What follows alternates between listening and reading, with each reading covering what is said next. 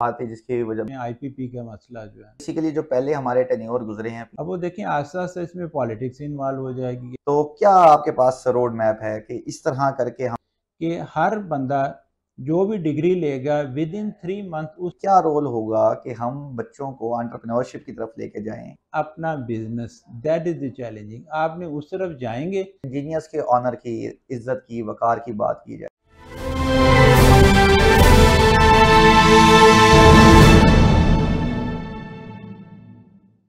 अस्सलाम वालेकुम। Programme master class conversations के एक नए एक्साइटिंग एपिसोड के साथ मैं हूं आपका मेज़बान दानिल हुसैन। नाज़रीन, जैसा कि आप देख सकते हैं कि इस वक्त हम मौजूद हैं अपने स्टूडियो से बाहर, और this is the first time कि हम आउटसाइड स्टूडियो जाके कोई प्रोग्राम रिकॉर्ड करें, क्योंकि आज के जो हमारे मेहमान हैं वो बहुत ही स्पेशल हैं। हमारे साथ इस वक्त मौजूद हैं जनाब मलिक मजहर साहब, जो कि एडिशनल सेक्रेटरी हेल्थ अपनी खिदमत सरअंजाम दे रहे हैं, और अपकमिंग पीसी की जो इलेक्शंस हैं उनमें चेयरमैन की सीट के लिए कंटेस्ट करने जा रहे हैं। Sir, welcome to our show. Sir, ji वालेकुम सर सलाम ji, first of all welcome thank you so much, आपने अपने बिजी स्केड्यूल से हमारे लिए वक्त निकाला।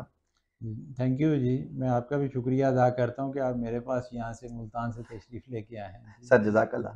अच्छा सर, फर्स्ट ऑफ ऑल बात करेंगे, क्योंकि मैं खुद भी एक इंजीनियर हूँ, जी। आपकी भी एक पूरी ज़िंदगी इसी फील्ड में, इसी जो है इंजीनियरिंग कम्युनिटी में गुजर गई। हम्म। क्या ऐसी वजह थी, कैसी है वजूहत थी जिसकी वजह के बायस आपने ये फैसला किया कि हाँ यार, अब मुझे इस फील्ड में आना चाहिए, पीसी के इलेक्शन के कॉन्टेस्ट करना चाहिए? अब ये देखें, अभी अभी जो करंट सिचुएशन है आपके सामने, आईपीपी का मसला जो है जी ना, सर। अगर वो आईपीपी का मसला उस जो है, अगर पाकिस्तान इंजीनियरिंग काउंसिल हमारा एक पूरा एक इंजीनियर का एक कह लें गार्ड है ना पाकिस्तान इंजीनियरिंग काउंसिल का इतना बड़ा सेटअप है। अगर उसने उस वक्त भी प्रॉपर काम किया होता, प्रॉपर सजेशन दी होती, प्रॉपर कुछ उसमें वर्किंग की होती, तो शायद हमें ये फेस ना करना पड़ता। बिल्कुल ऐसे ही है। किसी ना किसी तरीके से ये या तो किसी ने पूछा कोई नहीं, या इनके पास इतनी एक्सपर्टीज ही नहीं थी कि ये जाके कुछ कर सके ना वहाँ पे। इस वजह से वो इंजीनियरिंग का वो फॉल आउट था या फॉल बैक था, वो चलते चलते चलते आम पब्लिक की जो है ना वो उसकी ज़िंदगी पे आ गया है ना। इसका मतलब सर ये है जी। कि बेसिकली जो पहले हमारे टेन्योर गुजरे हैं जी। पीसी के, और जितने लोग पहले इन सीटों पे रहे हैं, हम्म। उनकी एक्सपर्टीज उस तरह की नहीं है, या वो उस तरह का डिलीवर नहीं कर पाए, जिसकी वजह से आपने फाइनली इस चीज़ का डिसीजन लिया कि हाँ जी, अब मुझे इस फील्ड में आना चाहिए। जी बिल्कुल इसी तरह ही है ना। अगर आप वो देखें पास के अंदर आजकल जो देखेंगे पीईसी करता क्या है ना वो सारी बिजनेस कम्युनिटी है, अच्छा ये कैटेगरी है, सिर्फ यही है बिजनेस को कंट्रोल करने में लगा है। इसका तो मेन काम हो गया पाकिस्तान के अंदर सेट रूल रेगुलेशन है ये रेगुलेटरी बॉडी, बिल्कुल लेकिन ऐसे ही रेगुलेटरी बॉडी ने उसका रेगुलेटरी बॉडी का रोल अदा ही नहीं किया ना। हमने सिर्फ क्या रजिस्टर जो इंजीनियर कर लें, यूनिवर्सिटीज़ कर लें, बस यही है। उनसे जितने भी है इकट्ठे पैसे आके उसको इन्वेस्ट करके तो आप ये चला रहे हैं ना। और जितने भी हैं सारे जो एक्चुअल काम करने वाले हैं वो हुए नहीं है ना। अब वो देखें आस्ते आस्ते इसमें पॉलिटिक्स इन्वॉल्व हो जाएगी, ये पार्टीज़ आ गई हैं। ये एक प्रोफेशनल बॉडी है, इसको मेरा ये था कि इतना ख़राब ना करें। हमारे देखें इतने सारे बेरोज़गार इंजीनियर हैं ना, वो क्यों है ना माशरूम यूनिवर्सिटीज़ होगी हुई हैं ना। पीसी का इतना स्ट्रिंजेंट क्राइटेरिया था कि कोई अपने जो स्टूडेंट्स वहाँ से निकलें या जो यूनिवर्सिटी हैं वो किसी लेवल पे जा सकें ना, वो ना लेवल अचीव होगा, ना वो वहाँ से जो जितने इंजीनियर आते हैं उनको मार्केट का पता ही नहीं है। बिल्कुल ऐसे ही है। जब मार्केट में नहीं पता तो सारे जितने भी आके वहाँ पे रुल जाते हैं। और ये पीईसी का तो ये था कि इनकी जो है ना जॉब अगर इसने प्रोवाइड नहीं करना, ये कहता है कि मैं रेगुलेटर हूँ, लेकिन रेगुलेटर के पास ज़्यादा पावर होती है कि इनको कोई जॉब दिलवानी है।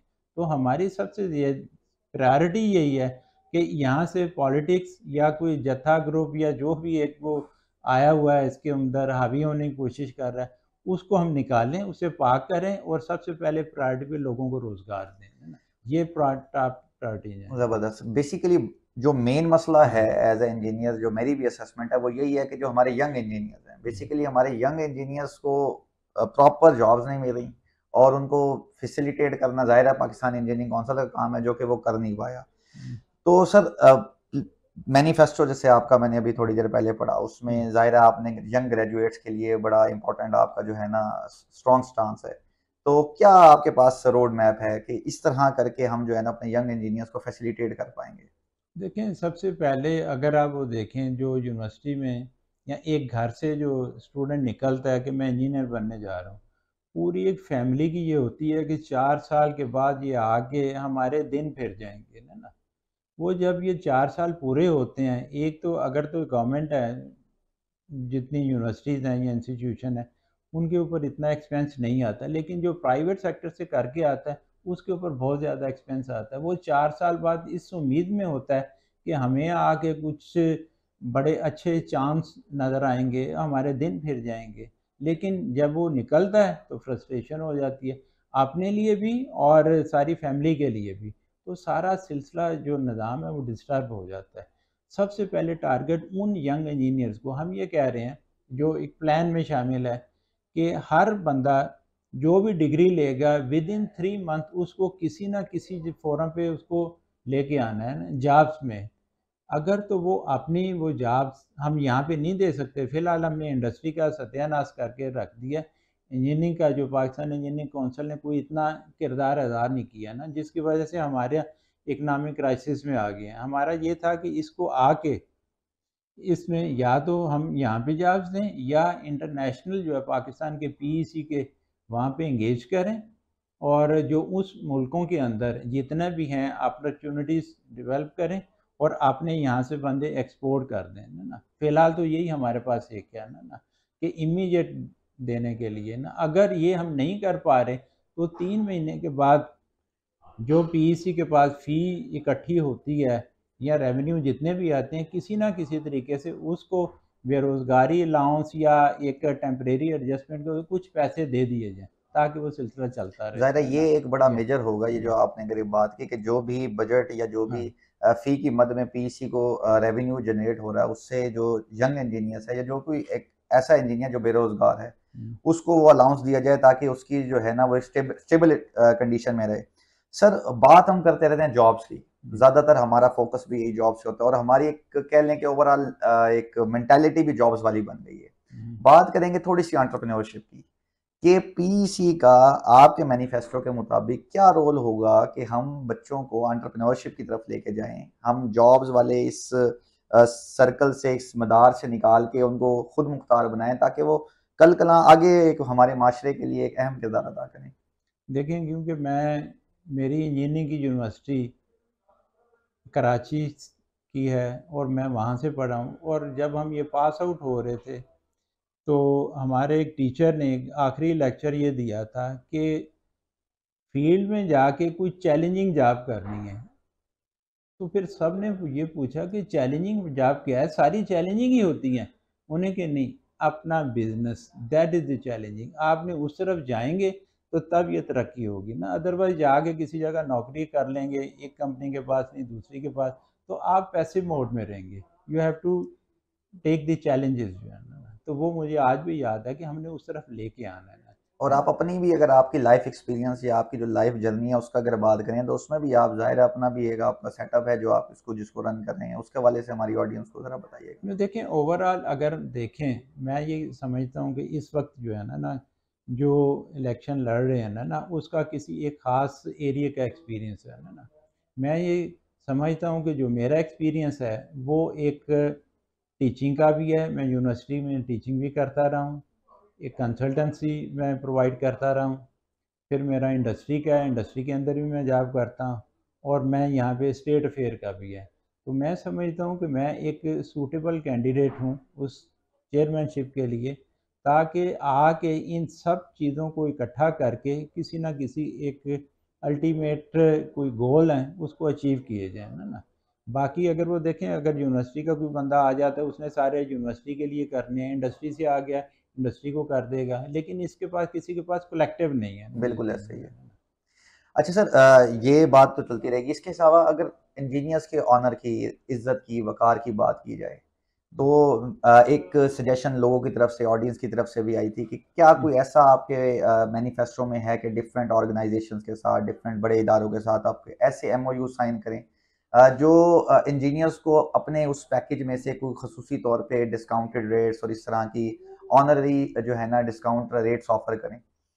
देखें, जस्ट जिस सपोज तरह जस्ट जिस सपोज एक इंजीनियर ट्रैवल करता है तो उसको just to feel him an honour कि उसको जो उसके ट्रांसपोर्ट है वो उसको 25% 30% मजीद उसमें डिस्काउंट दे, कोई उसको हेल्थ की फैसिलिटीज एज कम्पेयर टू एक आम इंसान।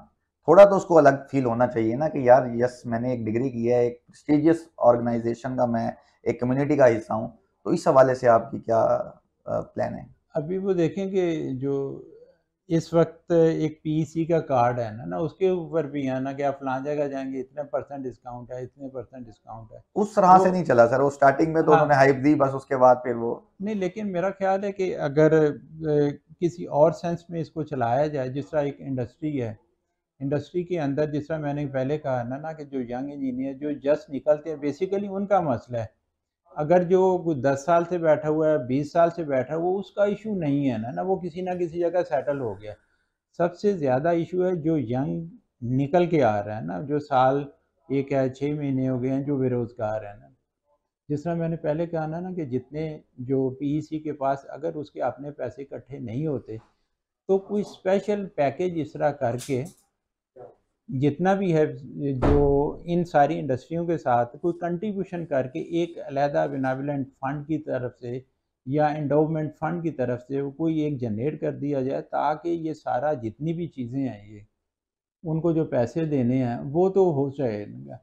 लेकिन ठीक है वो कार्ड है वो भी एक सेंस की जा सकती है, लेकिन फिर भी जिस तरह हमने वो जो कह लेंगे हेल्थ डिपार्टमेंट में भी अगर देखें तो इधर से एडवोकेट आ जाते हैं तो हमारे लिए स्पेशल हॉस्पिटल के अंदर कोटा करें जी, हमें अलहदा दें। हर जितने भी है ना फिर हर कोई अलहदा अलहदा मांगता है ना, तो मीन के हर कोई अलहदा अलहदा जिस तरह पुलिस वाले आते हैं तो वो भी है कि हमें भी वहाँ पे जाके फैसिलिटी अच्छी मिलनी चाहिए ना प्रायोरिटीज दीजिए ना, तो वो जब फिर तो no end to it. Yes. अगर आपका सिस्टम ठीक हो जाएगा तो हर एक के लिए इक्वल अपॉर्चुनिटीज हो जाएंगी। सिस्टम बेसिकली सिस्टम मेन जो फोकस है वो सिस्टम को बेहतर करने की तरफ है।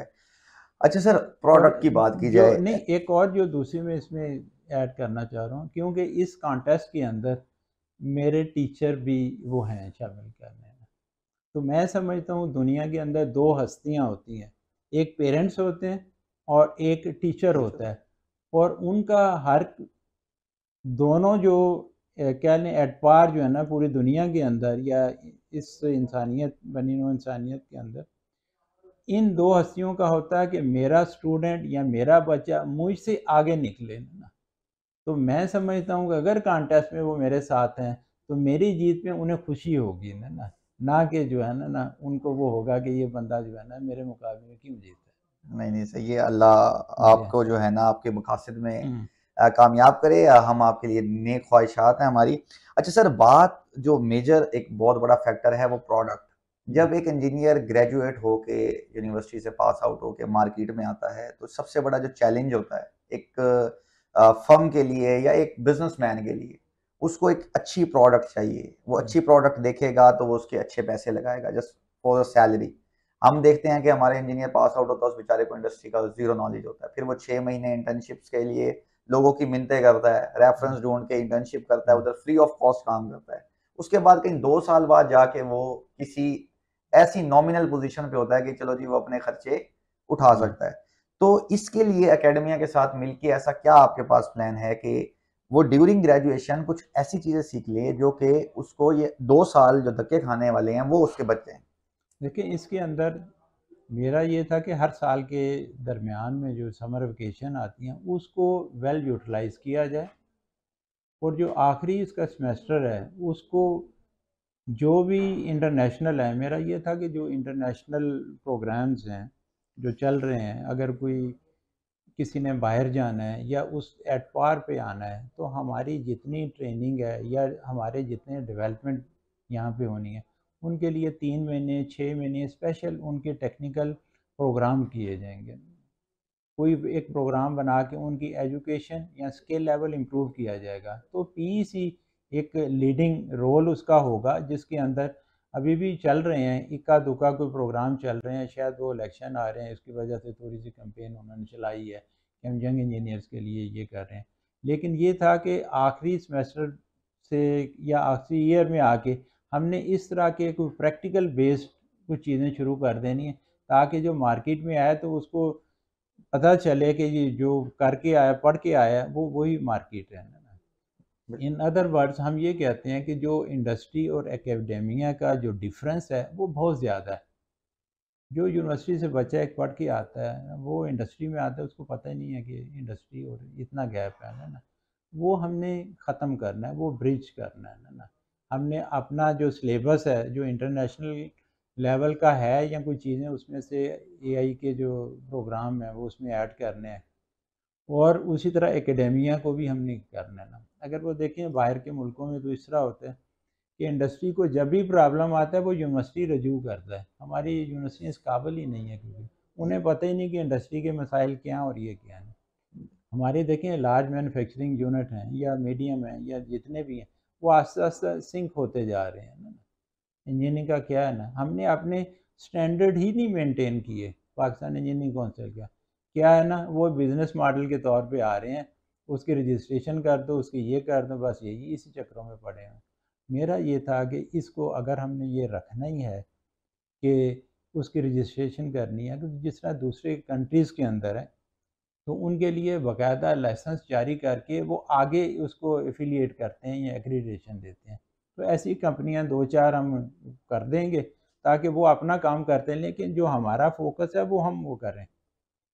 ये जो टेक्निकल एजुकेशन या जितनी भी है एकेडेमिया, और उसको कम से कम करें, अपने एलिवेट करें, अपने इंजीनियर्स को मैक्सिमम टेक्निकल दें ताकि वो जिस जगह मर्जी है चला जाए। अगर यहाँ पाकिस्तान में हम इमीडिएट जॉब नहीं दे सकते तो एटलीस्ट वो बाहर जाके कमा तो सके ना, रेमिटेंस की सूरत में, इकनॉमिक डेवलपमेंट में वो हमारा साथ थे। ज़बरदस्त। जी नाज़रीन, इस वक्त हमारे साथ मौजूद थे इंजीनियर मज़हर महमूद मलिक साहब, और मुझे उम्मीद है ख़ास तौर पे जो हमारी इंजीनियरिंग कम्युनिटी इस वक्त हमें सुन रही है, अपकमिंग जो पीसी के हमारे इलेक्शंस हैं उनमें ये चेयरमैनशिप के लिए कंटेस्ट करने जा रहे हैं। तो अब आपके हाथ में है, आप देखें कि आपको कौन सा कैंडिडेट सूटेबल लगता है, और आप वोट ज़रूर दीजिएगा। तमाम इंजीनियर से मेरी रिक्वेस्ट है। देखते रहिए मास्टर क्लास कन्वर्सेशंस। एक नए एपिसोड में नए मेहमान के साथ फिर हाजिर होंगे। तब तक के लिए अल्लाह हाफ़िज़।